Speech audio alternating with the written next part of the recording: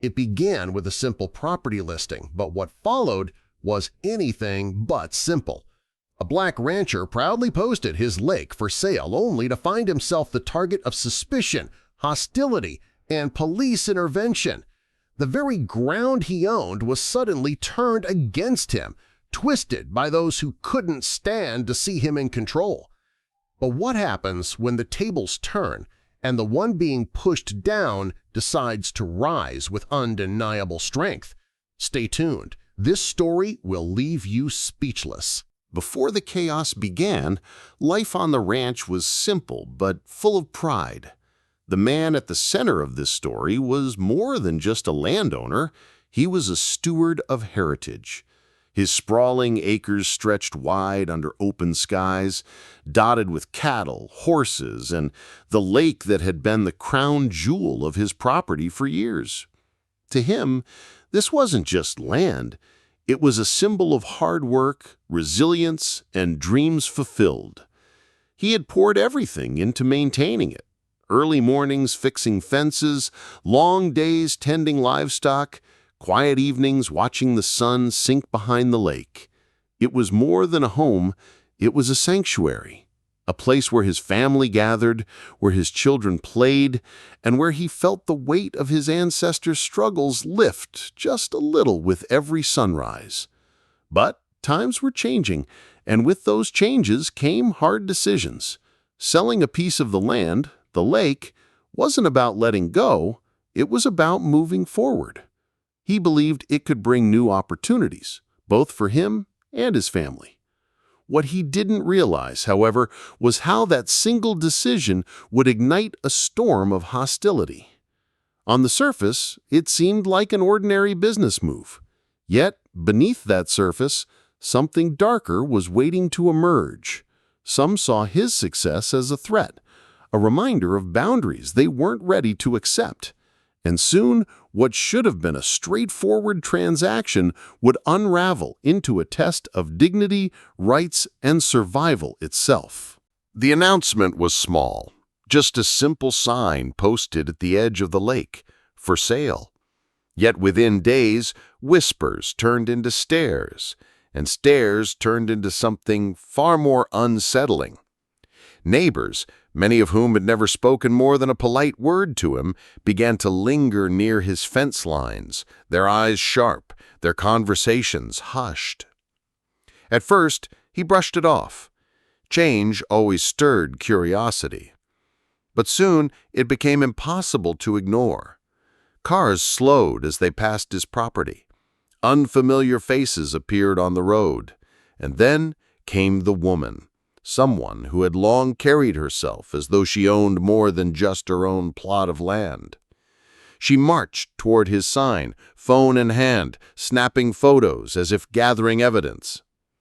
Within hours, she had rallied others, claiming the lake wasn't his to sell, that he was somehow trespassing on property he had cared for his entire life. Her voice was loud, shrill with authority, and it carried quickly. It wasn't long before the situation escalated beyond whispers and glares. The police arrived one afternoon, their presence heavy, their questions sharp. Standing on his own soil, he was forced to prove what was already his. He produced deeds, maps, and legal documents. Yet the officers lingered, treating him as though guilt shadowed his every step. The weight of suspicion pressed against him, not because of the papers in his hand, but because of the color of his skin. Word spread quickly through the community. Some watched silently, unwilling to get involved. Others whispered about keeping the neighborhood the way it always was. Every interaction felt like a battle against invisible walls, walls built from prejudice, reinforced by silence. Still, he stood tall. He knew his rights, and he knew his history. But each day grew heavier, each confrontation sharper. The more he pushed forward with his sale, the more determined his opponents became to stop him. The whispers had turned into open hostility, and what began as a simple property listing had now become a fight for dignity itself. And then came the breaking point. A confrontation so tense that the entire ranch would never feel the same again. It happened on a blistering afternoon when the air itself felt heavy with hostility.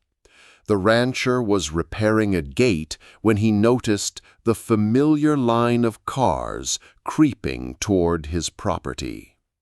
This time, it wasn't just curious neighbors.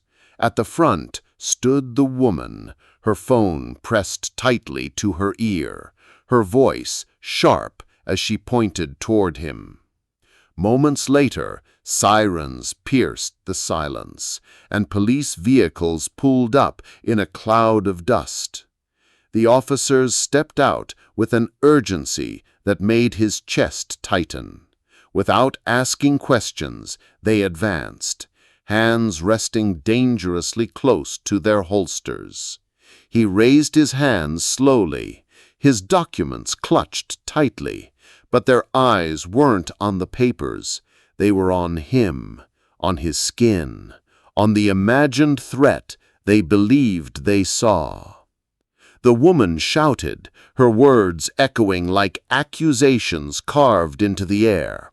"He's trespassing! That land isn't his!"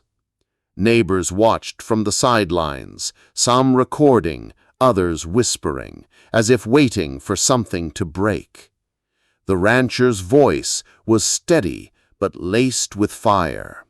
He demanded they look at the deeds, the maps, the proof of ownership. But the officers moved closer, their questions turning into orders, their tone dripping with suspicion. For a moment, it seemed the truth didn't matter, that history, hard work, and heritage could all be erased by prejudice. The tension thickened, every second stretching unbearably.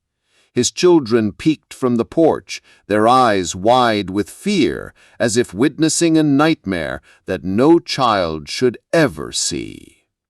And then, in one chilling instant, everything hung in the balance. The threat of injustice crushing down on him, the weight of a community against him, and the choice of whether he would be silenced or stand unshaken. The ranch was no longer just land. It was the battlefield where his dignity was being tested. The standoff did not end in violence, but it ended in a way few expected. After hours of tension, after countless documents were examined and re-examined, the truth could no longer be denied. The ranch, the lake, the very land in question, it all belonged to him.